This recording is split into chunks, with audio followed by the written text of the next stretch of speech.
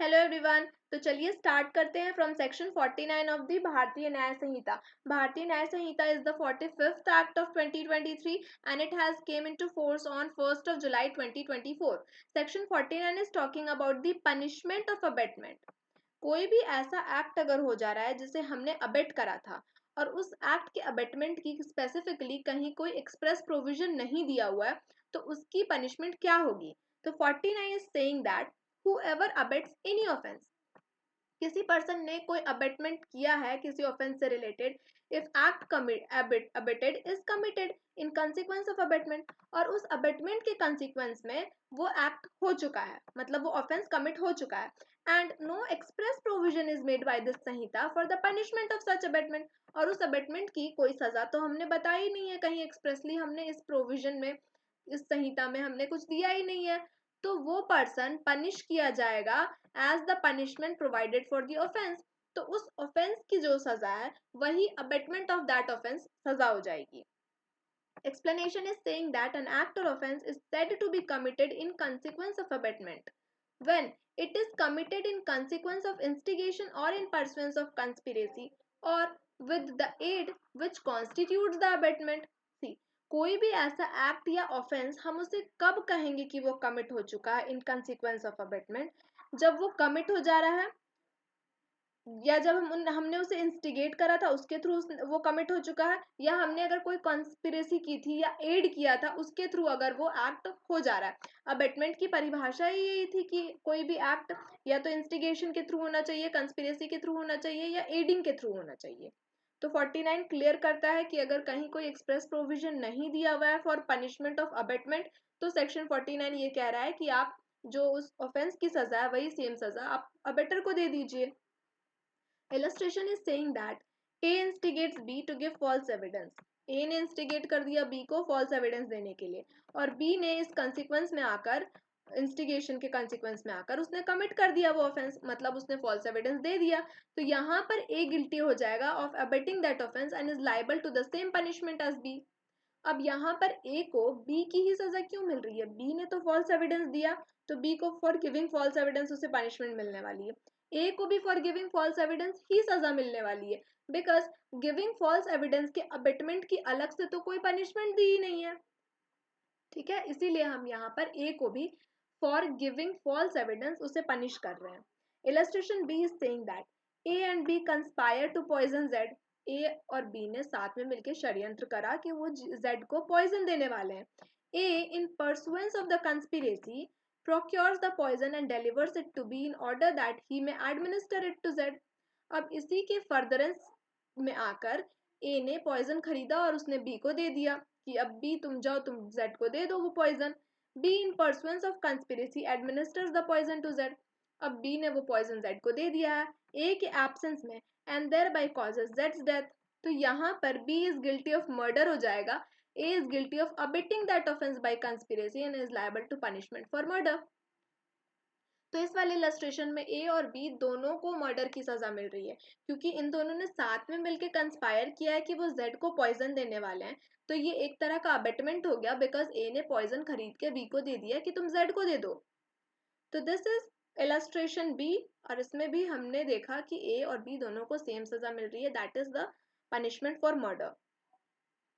तो ए में आप याद रखिएगा फॉल्स एविडेंस के थ्रू यहाँ पर हुआ था, फॉल्स एविडेंस हमने दिया था, और बी में हमने मर्डर की बात कर दी है।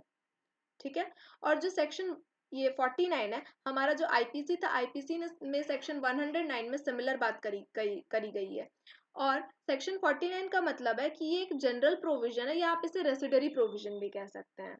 ठीक है, जो एक्ट हमने अबेट करा वही एक्ट हो गया है। Now comes section 50. Section 50 is talking about the punishment of abatement if person abated does act with different intention from that of the abater। जो अबेटर है मतलब जिस पर्सन ने उकसाया है उसकी जो भी इंटेंशन थी और जिस पर्सन ने एक्ट कर दिया है उस पर्सन की इंटेंशन दोनों डिफरेंट इंटेंशन है, मतलब जिस पर्सन ने एक्ट करा उसकी तो डिफरेंट इंटेंशन हो गई अबेटर से, तो उस केस में क्या होगा। तो section 50 is saying that whoever abets the commission of an offence, किसी भी पर्सन ने जो अबेट करा है commission of offence shall, if the person abetted does the act with different intention, जिस पर्सन ने एक्ट करा है, मतलब अबेटर की बात नहीं हो रही है, अबेटर ने जिसे उकसाया है उस पर्सन की बात हो रही है। अगर उस पर्सन ने किसी और इंटेंशन या नॉलेज के बेसिस पर उसने कोई काम करा है, डिफरेंट क्या, different from that of abettor, तो वो जो पर्सन है जिसने एक्ट करा है, ही will B punished with punishment provided for the offence which would have been committed if the act had been done with intention or knowledge of the abettor and with no other। तो इस मामले में जिस person ने offence करा है, उसे उसकी सजा मिलेगी अगर उसके पास अबेटर के जैसा सिमिलर इंटेंशन अगर रहा होता, तब उसे जो पनिशमेंट मिल रही होती। तो दिस इज सेक्शन 50। आप डिफरेंट इंटेंशन या नॉलेज से भी अगर कोई क्राइम कर रहे हैं, तो he will be liable as if what, यहाँ पे क्या लिखा हुआ है, punished with punishment provided for the offense, उस offense की जो punishment provide की गई है, which would have been committed if the act had been done with the intention or knowledge of abettor and with no other। ठीक है, तो section 50 में हम उसे वही सजा देंगे एज इफ उसने सिमिलर इंटेंशन के साथ ये करा है।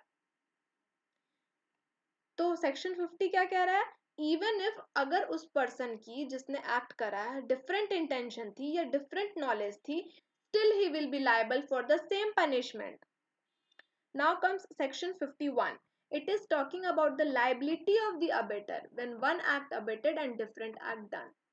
अब यहाँ पे अबेटर की लाइबिलिटी की बात हो रही है। हमने सेक्शन 50 में जिस पर्सन ने ऑफेंस करा उसकी बात करी, but section 51 is talking about the liability of an abettor. उसने जो एक्ट करने को कहा, उस एक्ट के अलावा कोई और एक्ट यहाँ पर हो चुका है। तो 51 is saying that when an act is abetted and a different act is done, the abettor is liable for the act done in the same manner and to the same extent as if he had directly abetted it। तो general provision में ये बात कही गई कि अगर abettor ने एक एक्ट करने को कहा और उस एक्ट की जगह कुछ और एक्ट हो गया, फॉर एग्जाम्पल एक अबेटर ने किसी पर्सन को, बी पर्सन को, उसने थेफ्ट करने को कहा था और उस बी पर्सन ने थेफ्ट के अलावा डकैती कर दी या उसने एक्सटॉर्शन कर लिया, तो इस मामले में अबेटर को सिमिलर पनिशमेंट मिलेगी एज इफ उसने डायरेक्टली एक्सटॉर्शन या डकैती के लिए उस पर्सन को अबेट करा था। लेकिन प्रोविजन में बहुत ही इंपॉर्टेंट बात कही गई है। It says that act done was the probable consequence of the abetment. ये जरूरी है यहाँ पर कि जो एक्ट हुआ है वो एक प्रोबेबल कंसिक्वेंस होना चाहिए, मतलब अबेटर को पता होना चाहिए या ये अंदाजा होना चाहिए कि हम जो एक्ट करने को कह रहे हैं, हो सकता है उस एक्ट के कंसिक्वेंस में ये एक्ट भी हो जाए जो उसने करा। मतलब हमने उसे थेफ्ट करने को कहा, तो बहुत ही चांसेस है कि वो थेफ्ट के साथ उस पर्सन को हर्ट भी कर सकता है जहां वो थेफ्ट करने गया है, या उसे ग्रीवस हर्ट कर सकता है, या और भी किसी तरह की कुछ और वो सिमिलर तरह का जो प्रोबेबल कंसिक्वेंस हो उस तरह का कोई ऑफेंस कर सकता है। तो उसी मामले में सिर्फ अबेटर को सेम पनिशमेंट मिलने वाली है। And was committed under the influence of instigation or with the aid or pursuance of conspiracy which constituted the abetment। मतलब यहाँ पे प्रोबेबल कंसिक्वेंस होना चाहिए था और इन्फ्लुएंस ऑफ इंस्टिगेशन होना चाहिए था या फिर एड होनी चाहिए थी उस कंस्पिरेसी की, जो पर्सन ने, जो अबेटर है उसने जो चीज कही है। अब अबेटर जो है, अबेटर ने बी से ये कहा, ए फॉर अबेटर मान लेते हैं, तो ए ने बी से ये बात कही कि जाओ तुम सी के घर में चोरी कराओ, और उसने साथ में एक चाकू भी दे दिया। तब यहाँ पर चांसेस है, मतलब एक तरह का ये तो एड हो गया। चाकू अगर उसने दिया है चोरी करने के लिए, तो उसे तो ये प्रोबेबल कंसिक्वेंस पता होनी चाहिए कि चाकू से वो किसी को हर्ट भी कर सकता है। तो यहाँ पर अबेटर को हर्ट की भी पनिशमेंट मिल जाएगी, मतलब चाकू से ग्रीवियस हर्ट हो जाएगा तो ग्रीवियस हर्ट की सजा मिल जाएगी। Illustration says that, C, A instigate करता है एक चाइल्ड को to put poison into the food of Z and gives him poison for that purpose. A ने एक बच्चे को इंस्टिगेट कर दिया कि जाओ जेड के खाने में जहर डाल दो, और उसने जहर उसे दे भी दिया है। Child in consequence of instigation by mistake puts the poison into food of Y. अब चाइल्ड ने गलती से जेड की जगह वाई के खाने में जहर डाल दिया जो जेड के बगल में था। तो here if the child was acting under influence of A's instigation and the act done was under circumstance a probable consequence of abetment, so A is liable in the same manner and to the same extent as if he had instigated the child to put poison into the food of Y। तो अगर यहाँ पर A को ये चीज लगता है या एक प्रोबेबल कंसिक्वेंस था कि जो वाई है वो तो जेड के बगल में बैठा हुआ है और हमने जिसको इंस्टिगेट किया वो तो एक बच्चा है, उससे तो गलती हो ही सकती है, कुछ कंफ्यूजन हो सकता है या हड़बड़ाहट में, या बच्चे तो चंचल होते हैं, वो जेड की जगह वाई के खाने में उसने जहर डाल दिया। ए के पास तो प्रोबेबल कंसिक्वेंस थी यहाँ पर कि हाँ वाई को भी हो सकता है। तो अगर ये प्रोबेबल कंसिक्वेंस पता था ए को तो उसको सेम पनिशमेंट मिलेगी एज इफ उसने जेड का ही मर्डर किया होता, तब उसे जो पनिशमेंट मिलती। मतलब यहाँ पे वाई के मर्डर की उसको सीधी सीधी सजा मिलने वाली है, इवन उसकी इंटेंशन तो जेड को मारने की थी। A instigates B to burn जेड्स हाउस। अब ए ने बी को उकसा दिया कि तुम जेड का घर जला दो। बी ने आग लगा दी to the house, at the same time commits theft of the property there. अब उसने आग तो लगाया घर को, साथ ही साथ उसने चोरी भी कर ली वहां पर जाके। ए दो guilty of abetting the burning of house is not guilty of abetting the theft. अब यहाँ पर ए को सजा तो मिलेगी हाउस को बर्न करने के लिए, लेकिन यहाँ पर उसे थेफ्ट की सजा नहीं मिलने वाली है, क्योंकि जो एक थेफ्ट है, थेफ्ट तो एक डिस्टिंक्ट ऑफेंस हो गया ना। हमने उसको घर जलाने को कहा था, तो हमें क्या अंदाजा था कि वो चोरी कराएगा वहां पर। ये दोनों एक डिस्टिंक्ट ऑफेंसेस है, एक थेफ्ट हो गया, एक बर्निंग ऑफ हाउस हो गया, तो ये प्रोबेबल कॉन्सिक्वेंस ही नहीं है। इसीलिए यहाँ पर ए को सिर्फ बर्निंग ऑफ हाउस की पनिशमेंट मिलने वाली है, ना कि थेफ्ट की। Illustration C says that A ने instigate करा B और C को to break into an inhabited house at midnight for the purpose of robbery. A ने instigate कर दिया B और C को कि जाओ आधी रात में तुम घर में रॉबरी करो, और उसने प्रोवाइड कर दिया आर्म्स फॉर दैट पर्पस। उसने B और C को चाकू या फिर गन इस तरह की चीजें भी दे दी, मतलब आर्म्स दे दिए हैं for the purpose of robbery. B and C break into the house. B और C ने घर में घुसा and being resisted by Z, one of the inmates murdered Z. अब एक Z एक पर्सन है जो उस घर में था, उसने B और C को रोकने की कोशिश करी और उस रोकने की वजह से Z को किसी ने मार दिया, इधर B या C दोनों में से किसी ने मार दिया Z को। तो यहाँ पर if that murder was the probable consequence of the abatement, A is liable to punishment provided for murder. अगर यहाँ पर ए को ये बात पता थी कि हाँ प्रोबेबल कंसिक्वेंस में मर्डर हो सकता है किसी पर्सन का, क्योंकि सबको पता था कि इस घर में लोग रह रहे हैं, आधी रात को आप रॉबरी करने के लिए कह रहे हो बी और सी को, और आपने आर्म्स भी दे दिए उन्हें, तो हो सकता है ना कि वो किसी का मर्डर कर दे या किसी को हर्ट पहुंचा दे, ग्रीवियस हर्ट कर दे। तो यहाँ पे अगर प्रोबेबल कंसिक्वेंस थी कि ए को पता था, तो ए को लाइबल ठहराया जाएगा फॉर दी मर्डर। अदरवाइज अगर ऐसा कुछ नहीं था तो उसे सिर्फ रॉबरी की सजा मिलेगी। Section 52 is talking about abettor when liable to cumulative punishment for act abetted and for act done. अब यहाँ पर cumulative punishment की बात हो रही है। See, cumulative punishment क्या होता है? If the act for which abettor is liable under section 51 is committed in addition to act abetted and constitute a distinct offence, abettor is liable to punishment for each of the offence. 52 is talking about cumulative punishment, मतलब in addition to that offence, एक punishment के साथ साथ उसे दूसरी punishment भी मिल रही है। तो 52 is saying that if the act for which abettor is liable, abettor जिस एक्ट के लिए लाइबल था अंडर सेक्शन 51, वो एक्ट तो हो गया, जैसे इलस्ट्रेशन सी में रॉबरी तो हो गई, in addition to act abetted and constitute a distinct offense, abettor is liable to punishment for each of the offenses. See, illustration से ये point clear हो जाने वाला है। Illustration is saying that A ने instigate करा B को to resist by force a distress made by the public servant. B in consequence resists that distress. In offering the resistance, B voluntarily causes grievous hurt to officer executing the distress. As B has committed both the offense of resisting the distress and the offense of voluntarily causing grievous hurt, B is liable to punishment for both these offenses. And if A knew that B was likely voluntarily to cause grievous hurt in resisting the distress, A will also be liable to punishment for each of the offenses. मतलब जो section 52 है ये बात कर रहा है कि अगर आपको कोई भी, आपने अगर अबेट करा था, कोई भी क्राइम करने के लिए आपने अबेट करा, उसके साथ अगर कोई इन एडिशन टू दैट अगर कोई और ऑफेंस हो जा रहा है और आपको प्रोबेबल कंसिक्वेंस था कि ये एक्ट भी हो सकता है, तो उसकी आपको सजा मिल जाने वाली है इन सेक्शन 52। जैसे इलस्ट्रेशन में क्या हुआ, ए ने इंस्टिगेट कर दिया बी को कि आप पब्लिक सर्वेंट को रोकिए कुछ काम करने से, और इन कंसिक्वेंस ऑफ दैट डिस्ट्रेस और उसके साथ साथ जो बी है, बी ने वॉलंटरी ग्रीवियस हर्ट कॉज कर दिया। तो वॉलंटरी ग्रीवियस हर्ट हो सकता था कि एक प्रोबेबल कंसिक्वेंस हो। अगर आपने रोकने को कहा है तो वो तो अपनी हर तरह से वो कोशिश करेगा कि वो उस पर्सन को रोक सके, जो पब्लिक सर्वेंट को वो रोक सके। तो रोकने के चक्कर में उसने ग्रीवियस हर्ट कॉज कर दिया। तो यहाँ पर जो इंस्टिगेटर है, दैट मीन्स जो ए है यहाँ पर, उसे दोनों की सजा मिलने वाली है।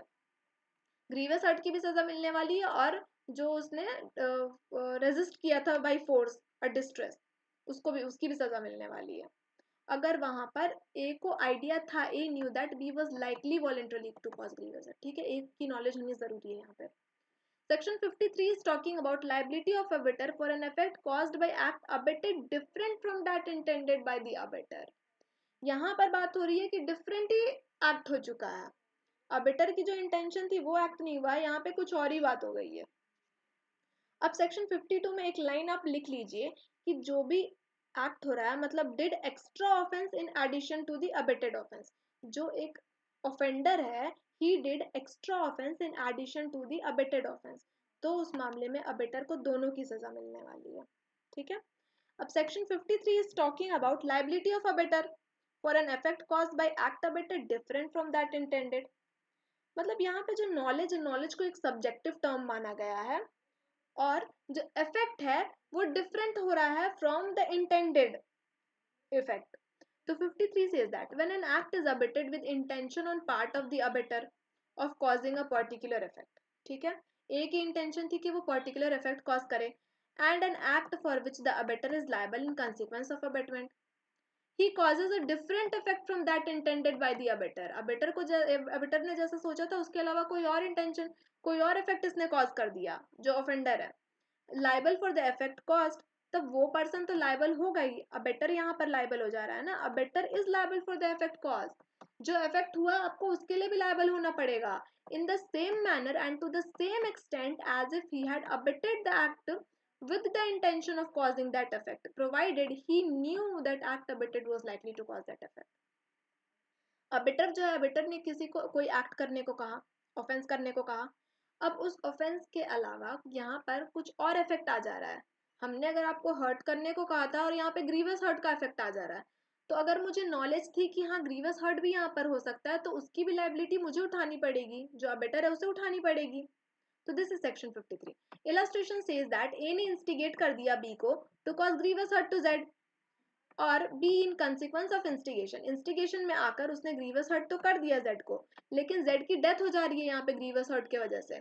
तो अगर ए को ये आइडिया था, ए को ये नॉलेज थी कि हाँ ग्रीवस हर्ट जो है उससे डेथ हो सकती है जेड की, तो ए को लाइबल कर दिया जाएगा और उसे पनिशमेंट मिल जाएगी मर्डर की, ठीक है। तो दिस इज सेक्शन 53।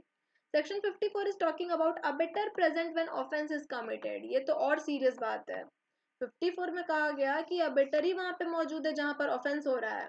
तो इस मामले में क्या होने वाला है, अगर कोई अबेटर प्रेजेंट है तो वहां पे एविडेंशियरी वैल्यू बढ़ गई। तो इस सेक्शन को हम प्रिंसिपल ऑफ सेकेंड डिग्री भी कहते हैं। इसमें क्या हो रहा है, whenever any person who is absent would be liable to punished as abettor। अगर कोई अबेटर नहीं मौजूद है जहां पर क्राइम हो रहा है, तब तो हम उसे सिर्फ अबेटर की सजा देंगे, अबेटमेंट की सजा देंगे। लेकिन अगर वो प्रेजेंट है जहां पर ऑफेंस हो रहा है, for which would be punishable in consequence of abatement is committed, तो he shall be deemed to have committed such act or offense। अगर वो पर्सन, दैट मीन्स अगर अबेटर प्रेजेंट है क्राइम सीन पर, तो मान लिया जाएगा कि उसने खुद ही वो क्राइम करा है। इसके पहले तक हम अबेटमेंट की उसे सजा दे रहे थे, लेकिन इसमें हम उसे अबेटमेंट की सजा नहीं देंगे, इसमें हम उसे कमिटल की सजा देंगे, that he has committed the offence. तो सेक्शन 54 जो है वो एक और स्टेप आगे चला गया, ये एक थोड़ा सा ग्रीवियस ऑफेंस हो गया, क्योंकि यहाँ पर जो ऑफेंडर है, जो अबेटर है, he is present at the scene. तो वहां पर अगर वो प्रेजेंट है तो इसकी हाई डिग्री हमने डिग्री क्यों बढ़ा दी, जस्ट बिकॉज अगर जो प्रेजेंट है, अबेटर वहां पे प्रेजेंट है, तो उससे तो ऑफेंडर को और हिम्मत मिल रही है कि हाँ जिसने मुझे उकसाया वो भी तो यहीं खड़ा है, वो मेरे साथ ही, अगर मुझे कुछ प्रॉब्लम होगी तो वो रहेगा ही मेरे साथ। इसीलिए अबेटर को यहाँ पर मान लिया जाता है कि he has committed that offense। Section 55 is talking about abatement of offense punishable with death or imprisonment for life। अगर हमने किसी भी पर्सन को ऐसे ऑफेंस के लिए उकसा दिया है जो कि डेथ से पनिशेबल है या इम्प्रिजनमेंट फॉर लाइफ है, उस मामले में क्या होगा? तो whoever abets the commission of an offense punishable with death or imprisonment for life shall, if the offense be not committed, अगर वो offense नहीं commit होता है in consequence of abatement, और अगर कोई अलग से express provision नहीं दिया हुआ है इस संहिता में कि किस तरह से उस person को हम या उस abater को हम punish कर सकते हैं, तो उसे punishment मिल जाएगी of either description. either description का मतलब उसे simple imprisonment भी हो सकता है, regress भी हो सकता है, for a term which may extend to 7 years. याद रखें, अगर पनिशमेंट, अगर ऑफेंस नहीं कमिट हुआ है तब हम उसे 7 साल की सजा दे रहे हैं अबेटर को, and shall also be liable to fine, मतलब 7 years प्लस फाइन दे रहे हैं हम उसमें, 7 प्लस फाइन.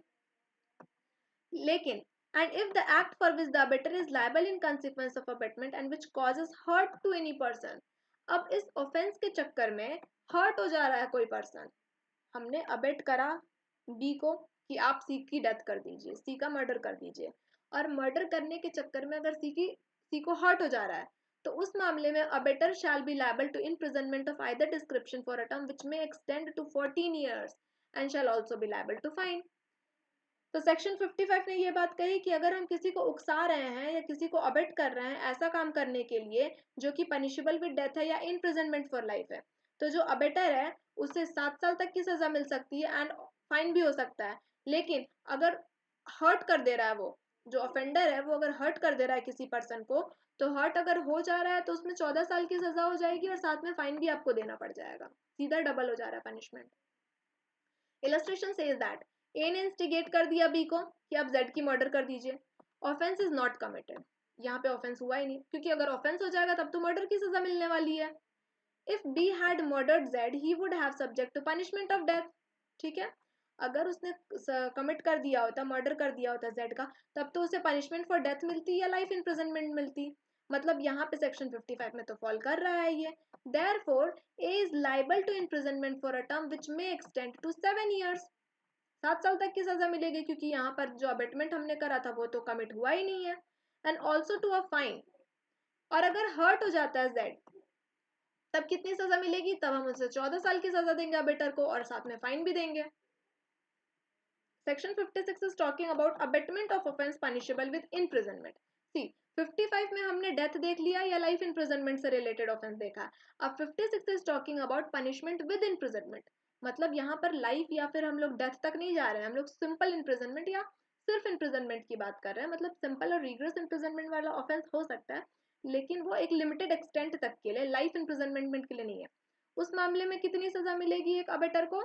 तो सी, whoever abets an offense punishable with imprisonment shall, if that offense be not committed. Offence तो यहाँ पर हुआ ही नहीं, क्योंकि ऑफेंस अगर हो जाएगा तब तो हम उसे ऑफेंडर मान लेंगे, तब हम उसे, अगर वो मर्डर कर रहा है या थेफ्ट कर रहा है तो उसे सिमिलर टू दैट पनिशमेंट देने वाले हैं. लेकिन अगर नहीं कमिट हो रहा है वो crime in consequence of abetment, और कोई भी एक्सप्रेस प्रोविजन भी नहीं दिया हुआ है इस संहिता में किसी भी जगह कि उस पर्सन को कैसे हमने पनिश करना है, तो that abettor shall be punished with imprisonment of description provided for that offence for a term which may extend to 1/4 part of the longest term provided for that offence.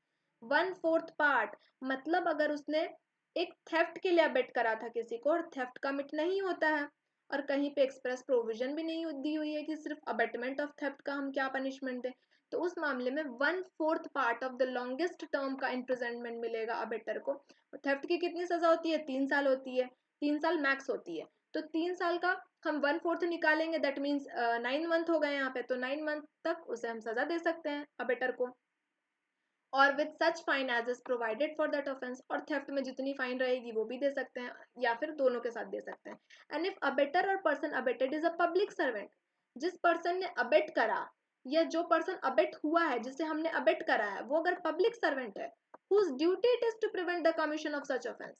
हम public servant से ऐसा काम करवा रहे हैं जो उसे prevent करना चाहिए, या हम खुद पब्लिक सर्वेंट होकर हम किसी अदर पर्सन को अबेट कर रहे हैं वो ऑफेंस करने के लिए, तो इस जगह पर जो अबेटर है उसे पनिशमेंट मिलेगी कितनी? 1/2. बाकी मामलों में 1/4 मिलने वाली है, लेकिन अगर पब्लिक सर्वेंट अबेटर या ऑफेंडर निकला तो उसे 1/2 की सजा मिलेगी, और with fine as is provided for the offence और विद बोथ. तो दिस इज सेक्शन 56। इलस्ट्रेशन देख लेते हैं। ए ने इंस्टिगेट कर दिया बी को टू गिव फॉल्स एविडेंस। यहाँ पर अगर बी फॉल्स एविडेंस नहीं देता है, A has nevertheless committed the offence defined in this section, तो अब उस पर्सन को तो अबेटर को सेक्शन 56 में सजा मिलने वाली है और उससे अकॉर्डिंगली पनिश किया जाएगा। मतलब 1/4 किया जाएगा अगर वो नॉर्मल अबेटर है, और अगर वो पब्लिक सर्वेंट है या पब्लिक सर्वेंट को उसने अबेट करा था तो 1/2 ऑफ द मैक्सिमम पनिशमेंट देने वाले हैं हम। ठीक है। इलस्ट्रेशन बी सेज दैट ए जो है एक पब्लिक ऑफिसर है, पुलिस ऑफिसर है, मतलब ये पब्लिक सर्वेंट हो गया, जिसकी तो ड्यूटी थी ये कि वो रॉबरी को प्रिवेंट करे, और उसी ने अबेट कर दिया है कमीशन ऑफ रॉबरी। देखिए, पुलिस ऑफिसर की यहाँ पर ड्यूटी थी कि वो रॉबरी को प्रिवेंट करे, और उसी ने किसी को अबेट कर दिया रॉबरी करने से। तो यहाँ पर भले रॉबरी कमिट ना हुई हो, ए को लायबल ठहरा दिया जाएगा 1/2 of the longest term of imprisonment.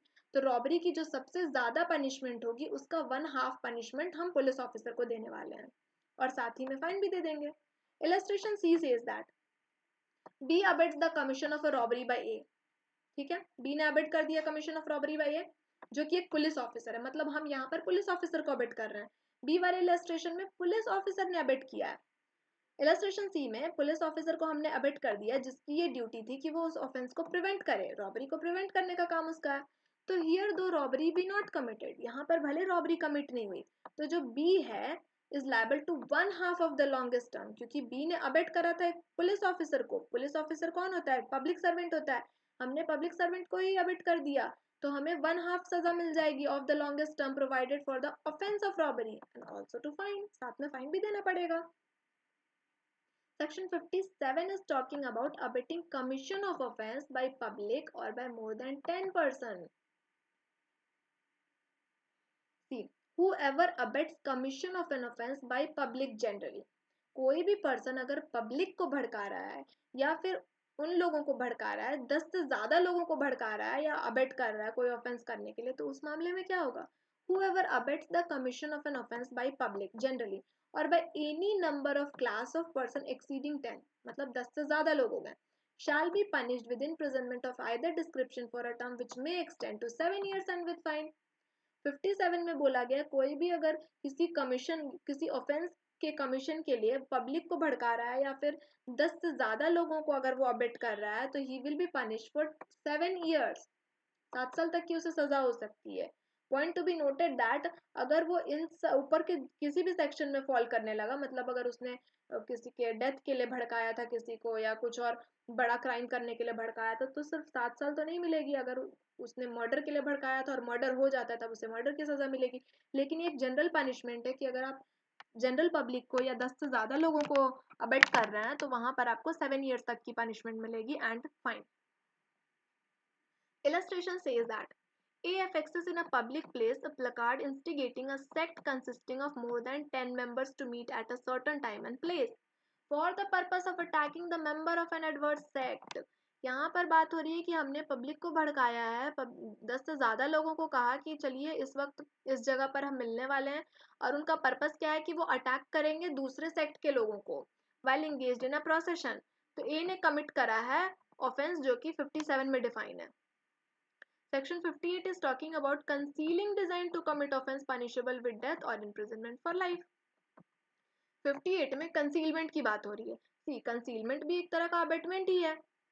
अगर हम कोई चीज कंसील कर रहे हैं, हम कोई सबूत छुपा रहे हैं, या किसी ऑफेंडर को अगर हम अपने घर में पना दे रहे हैं, या किसी भी तरह से अगर हम कुछ भी कंसील कर रहे हैं जिसकी पनिशमेंट डेथ है या इम्प्रिजनमेंट फॉर लाइफ है, तो उस मामले में क्या होगा? C, whoever intends to facilitate, facilitate करना मतलब हेल्प करना, या उसे पता था कि it is likely that he will thereby facilitate the commission of an offence punishable with death या इम्प्रिजनमेंट फॉर लाइफ, मतलब ग्रीवियस ऑफेंस का हम कुछ कंसीलमेंट कर रहे हैं।